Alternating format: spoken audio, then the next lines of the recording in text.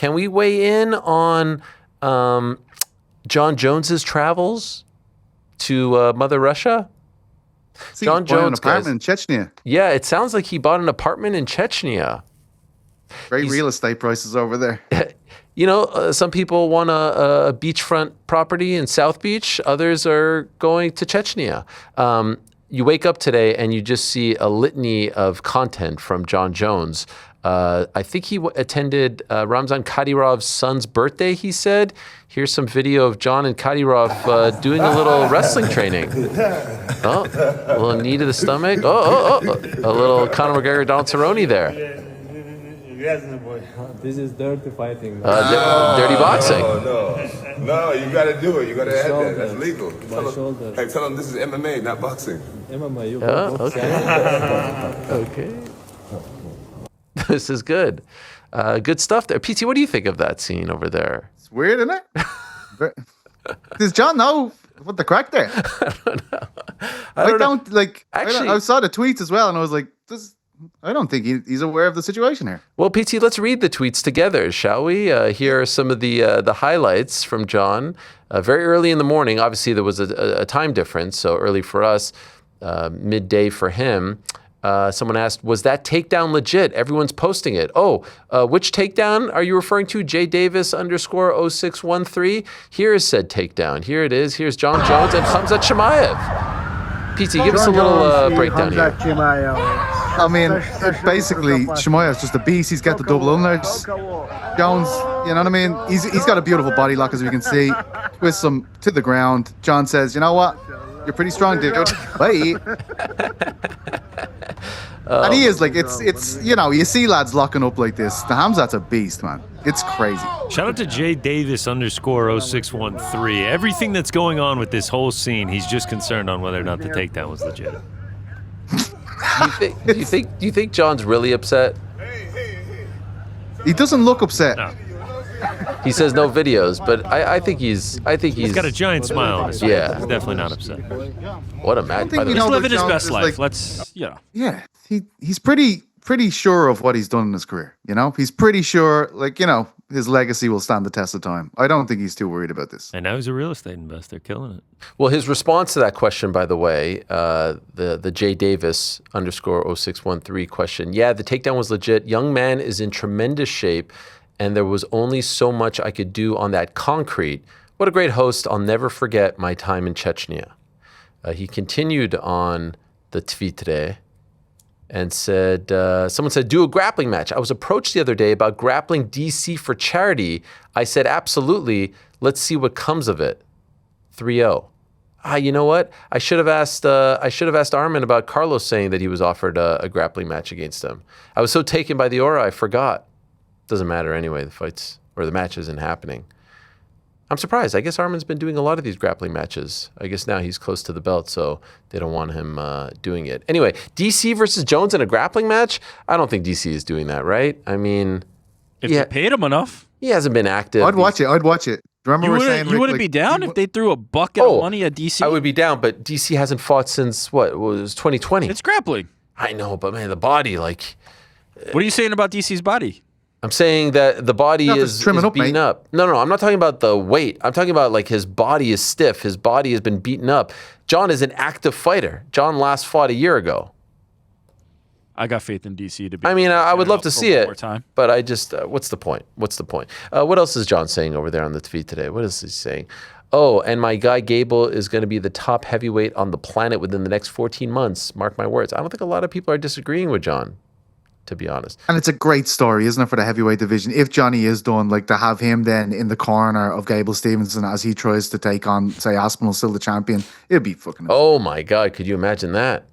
Yeah. Could you imagine that? Could you imagine... Just for the record, his name is Gable Stevenson. Stevenson, yeah. Stevenson. Yeah. It's I was talking to Andy Stevenson just briefly Yeah. and mixed them up, you know what I mean? Yeah. Same build. Chill out. What else? What else is Jon saying? Someone said, how was Chechnya? It was awesome. I was invited by the president, Kadyrov. I spent the day celebrating his son's 18th birthday, got to shoot exotic weapons. My favorite was the RPG. Was never served so much food, ate like a king. Why does it feel like it's like a ChatGPT response? No, it reads like my daughter talking about like doing a book report, talking about like her day. Like, we shot RPGs. We ate food. Like, okay, cool. We shot a bunch of guns. My favorite was the RPG. Yeah. Yes, we did it. This was my favorite. Then we ate. There was another tweet from him where he was like, I was so proud with how I handled myself on the shooting range. Like how a kid would be like, yeah, I played really well in basketball today at school. Anyway, what else did Jon have to say over on the tweet today? Is there anything else? What about you and Pereira? It's a little bit out of my hands. I'm getting in shape. I'm lean and completely capable of hopping into a training camp. I guess time will tell. Either way, life is good. Someone else did ask him, hey, like, would you be okay not being in the main event?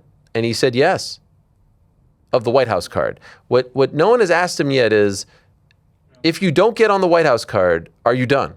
Is it White House or bust for you?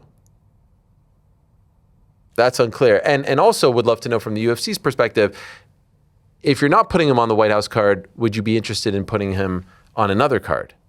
That's fucking illegal. Is it though? Is it? Jon was talking, guys, to a person named Jeffrey Wu recently. Did you guys see this clip?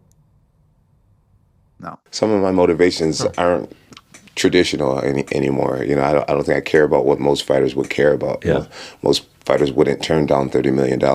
They just wouldn't do that. Yeah. My goals are different than other people's these days. It's a more matter of legacy. What would make more sense? Yeah. Do you fight the guy who is impressive right now, who no one, I don't think, is going to really care about a few years from now? Or do you fight the guy who's going to be remembered around the world for a very long time? I mean, in Brazil, Pereira is an absolute idol right now. Pereira, literally, one of the only things he says is trauma. Yeah. And people are, trauma! No one even knows what it means. Yeah. But he has that it factor, and that's a part of the reason why I wanted to compete against Pereira. The brand that he represents, the energy that he has behind him, will be remembered more than just 5 years from now. Yeah. Like, for example, Aspinall just had a close fight, and people are already writing him off. Yeah. His journey hasn't even started yet, and he's already almost moved on. When I was 23 years old, I was fighting the top guys in the world. By the way, can we just pause it right there? This would be akin to someone saying, after the Matt Hamill fight, Jon Jones, like, people are writing him off because, like, you know, he lost via DQ. I know it was a little bit different, and I know that maybe it was a little bit more competitive, but it's such a crazy take.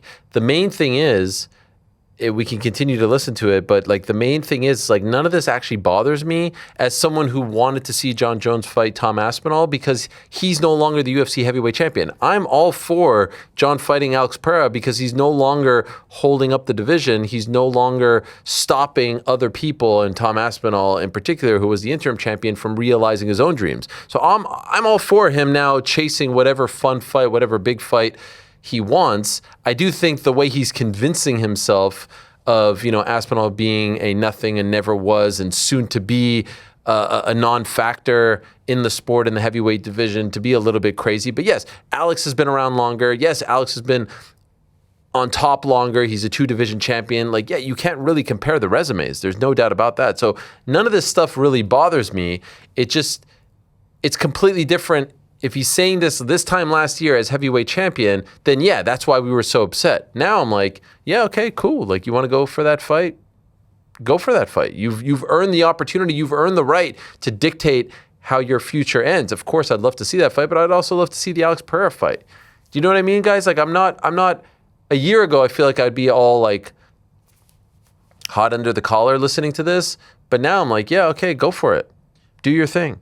I'm in the same boat, and I've always been okay with Jon versus Alex, but I do wonder at this point, do we need all the pot shots at Tom Aspinall? Like, is it necessary? Why even talk about Tom Aspinall? His whole thing was, I don't care about Tom Aspinall, but it seems like the only topic he is ever talking about is Tom Aspinall. Let Tom Aspinall do whatever Tom Aspinall is going to do, and then we could talk about it if ever a future date comes where all of a sudden the temperature changes on that. But like, why even bring up Tom Aspinall? Why, like, I'm sure he's asked, and I know he's just answering questions, but like every single time it's just an opportunity to shit on Tom Aspinall. It is weird. It is weird. I don't get it. If he's so insignificant, don't talk about him. Yeah. And there is a disingenuine nature of the idea of you talking about Tom Aspinall when the offer was on the table and you were the reason it didn't happen, right? Like you can shit on Tom Aspinall all you want, but there is a reality that when his name was on the contract, you didn't sign. So I don't know, just leave Tom Aspinall alone. But then he just justifies that with like, I have bigger goals than that. I'm not here for the money. That's I'm fine. here for the accolades. That's fine. I'm all for it. I've always said I was the one beating the drum that I thought Alex versus Jon was a bigger fight than Tom versus Jon. I said that at the beginning. I say it now. It's true. But like, then don't talk about Tom. You don't need to talk about Tom. There's no business with Tom then. PT, why do you think he continues to dig at Tom when he's not in the running to fight Tom? There is no talk of him fighting Tom. There's no one really banging the drum at this point to have him fight Tom because Tom's next assignment, we know it. It's the Ciryl Gane rematch. Well, I think it's because there was so much conversation about, like, has this affected his legacy? Not taking this fight.